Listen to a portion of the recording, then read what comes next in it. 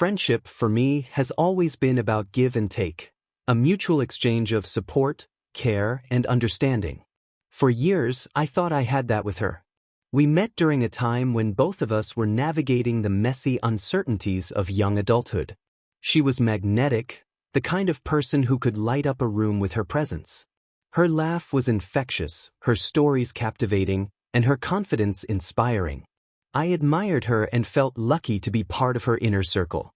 But over time, cracks began to form in the foundation of our friendship, cracks I ignored for far too long. At first, I didn't notice the imbalance. I was happy to listen when she needed to vent about work or relationships, and I genuinely celebrated her successes. She had a way of making everything in her life seem larger than life, her problems more urgent, her triumphs more significant.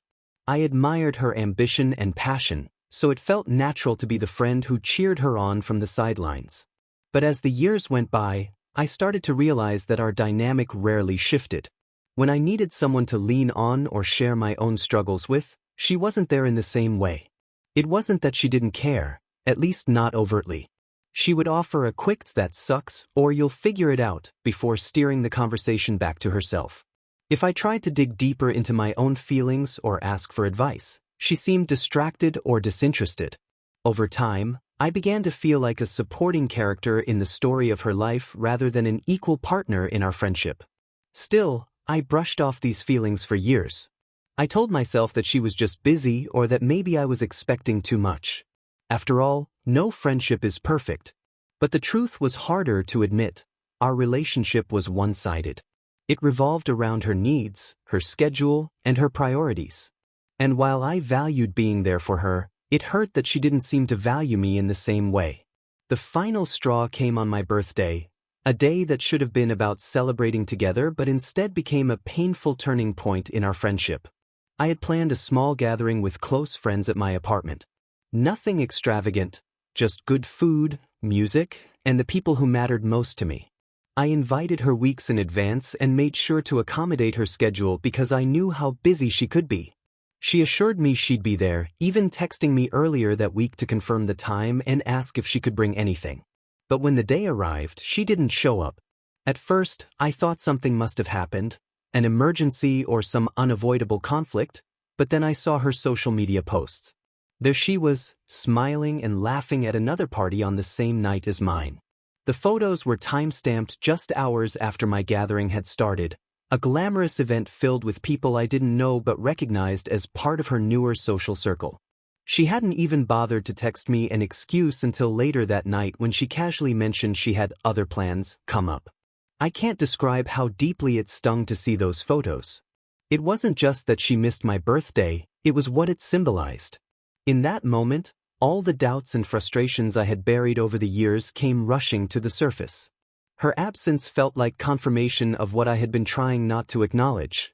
Our friendship wasn't as important to her as it was to me. The next day, still hurt and angry, I decided to confront her about it.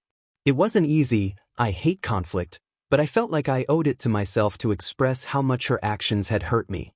When we spoke, though, it became clear that she didn't see things the same way. She brushed off my feelings with an air of indifference that only deepened my pain. She said something vague about how things come up and insisted it wasn't personal. But how could it not be personal? It was my birthday, a day that meant something to me, and she had chosen someone else's party over mine without even an honest explanation. Her response left me feeling hollow. There was no apology or acknowledgement of how hurtful her actions had been, just excuses and a dismissive attitude that made me feel small for even bringing it up. That conversation was a turning point for me. It forced me to confront a painful truth.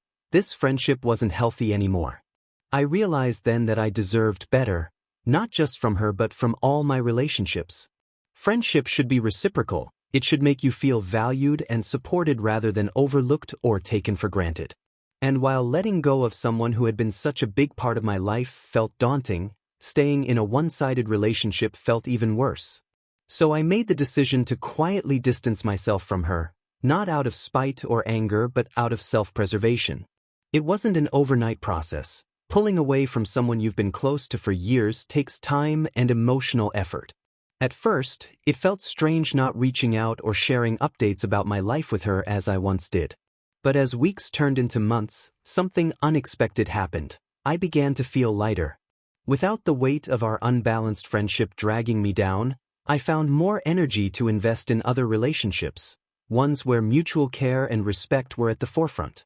I reconnected with old friends who had always been there for me but whom I had unintentionally neglected while prioritizing someone who didn't prioritize me back.